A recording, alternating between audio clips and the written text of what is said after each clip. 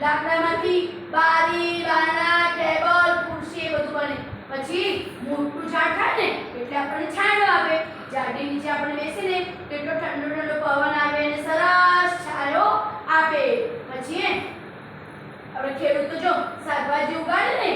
ઝાડ છોડ ને બધું ઉગાડીએ તો શાકભાજી કઈમાંથી મળે આને શું કહેવાય આને શું કહેવાય શું કહેવાય બટાકું બટાકાનું આપણે શું બનાવીએ શાકભાજી શાક બનાવીએ પછી ભાઈ આ શું છે ટામેટું આપણે શાકભાજી ઉગાડીએ ને એમાં ટામેટું પણ હોય ટામેટાનો રંગ કેવો છે લીલો રંગ કેવો છે લાલ ટામેટાનો રંગ કેવો છે પછી ભાઈ આને ઓળખો છો શું છે ડુંગળી પછી આ બધા અમુક બધા શું કહેવાય પ્યાજ પછી અમુક જણા કે કાંદો પછી ભાઈ આમેના આ શું છે દૂધી આ શું છે ભાઈ